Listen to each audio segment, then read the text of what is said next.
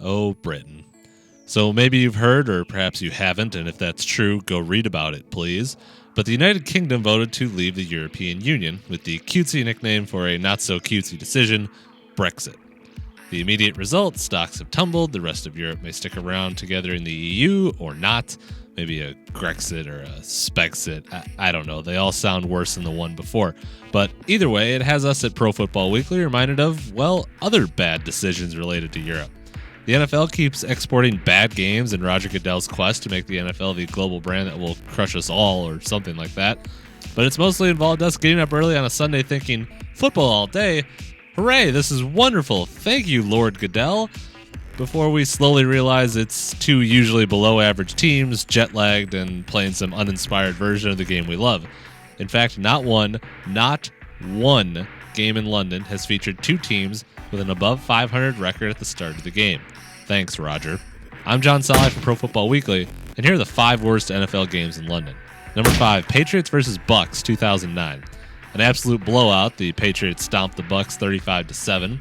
Tampa QB Josh Johnson threw 3 interceptions and finished with a 29.2 quarterback rating.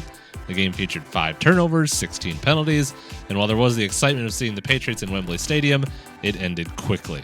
Number 4, 49ers versus Jaguars, 2013. Hey, there's the Jaguars. They've got a deal to basically be London's team for the rest of the decade, so congrats, London. This one was ugly from the start, as the 49ers were up by 25 at halftime. Jacksonville QB Chad Henne finished with a 47.9 QB rating, and Colin Kaepernick was near the height of his powers, running for 2 touchdowns. Number 3, Miami versus the Jets, 2015.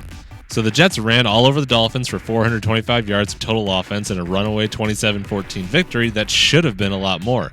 The Jets had 14 penalties for 163 yards. The Dolphins added 9 more penalties of their own in a boring game, and then fired coach Joe Philbin after the game. Number 2, Miami versus Oakland, 2014. This is where it starts to get scary, children. Ryan Tannehill led the Dolphins to a 38-14 drubbing of the Raiders. Leading up to that week, Dolphins coach Joe Philbin, remember him, refused to name Tannehill the starter, and this is the team that won.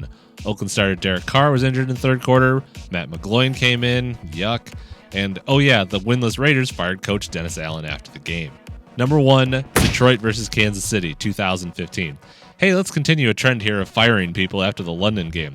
Only this time it wasn't the coach, it was the Lions firing their general manager and team president after a 45-10 loss. Said Lions coach Jim Caldwell after the blowout, quote, "Not a good outing, obviously." An understatement. Indeed, Jim.